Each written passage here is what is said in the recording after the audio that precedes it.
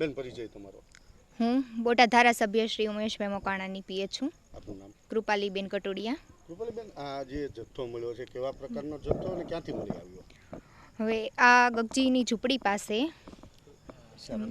રમા પાર્કમાંથી ઈશાભાઈની વાડી જે વિસ્તાર કહેવાય છે ત્યાંથી મળી આવ્યો છે. નદીના તટ પરથી જ્યાં કચરામાં ફેંકાયેલો હતો આ જથ્થો, જેમાં આધાર કાર્ડ, કયો જથ્થો અને કેવા પ્રકારનો જથ્થો? આધાર કાર્ડ, એટીએમ, પાસબુક જેવા અનેક જરૂરી ડોક્યુમેન્ટ્સ મળી આવ્યા છે. તેમાંથી કેવી રીતે આમ બિનવારસી હાલતમાં મળી આવ્યો અને કોને મળી આવ્યો અને અત્યારે હાલ ક્યાં રાખ્યો છે? આ બિનવારસી હાલતમાં મળી આવ્યો છે. હવે જાગૃત નાગરિકે મને જાણ કરી છે ફોન કરીને, અને તેમણે ત્યાં જથ્થો જોયો હતો એટલે તેમણે મને આ જગ્યા પર બોલાવી ફોન કરીને અને મને આની જાણ કરી છે. આપના દ્વારા શું કાર્યવાહી કરવામાં આવી પ્રાથમિક? મેં હવે અધિકારીઓને ફોન કરીને આની જાણ કરી છે કે આ જથ્થો કેવી રીતે આટલો છે, ક્યાં છે, શું છે, અને તેમને અહીં બોલાવ્યા છે. કયા અધિકારી સાથે ટેલિફોનિક વાત થઈ આપને? પ્રાંત કલેક્ટરને થઈ છે, પણ તે તો અહીંયા હાજર નથી. પછી ગ્રામ્ય મામલતદારને જાણ કરી છે, તેમણે કહ્યું છે કે હું મોકલી આપું છું. અને કેવડી બેદરકારી ગણો છો આપની પક્ષે? બેદરકારી તો કહેવાય જ છે, બહુ ગંભીર બેદરકારી કહેવાય છે.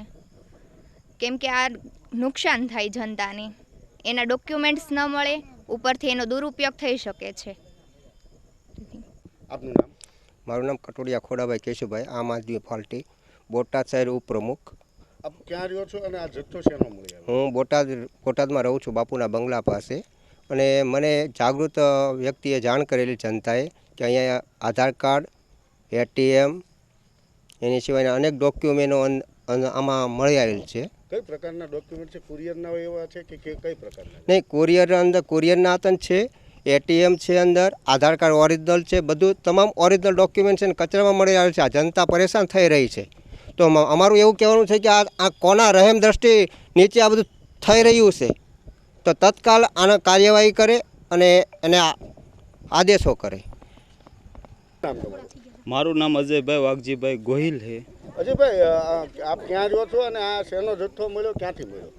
હું શક્તિપરા તુરખા રોડ બોટાદ શક્તિપરામાં રહું છું. અને આ શક્તિપરાની પાછળ નદી રહી, એમાં અમે બેટ દડે રમતા ને ઘરે બધા જતા, તો અમને એમ કે આટલો બધો ઢગલો શેનો છે. જોયું તેમાં આધાર કાર્ડ, પાન કાર્ડ, બેંકની નોટિસ, ઓરિજિનલ સિક્કા મારેલી, આવું બધું ઘણું બધું મળ્યું. ને પછી મેં બધે જાણ કરી, મીડિયાવાળાને બોલાયા, રાજકીય નેતાને બોલાયા અને આયોજન કર્યું છે. કેવી બેદરકારી કહેવાય? હવે એમાં સાહેબ મને ન ખબર પડે, આગળના પગલાં રાજકીય નેતા લેશે.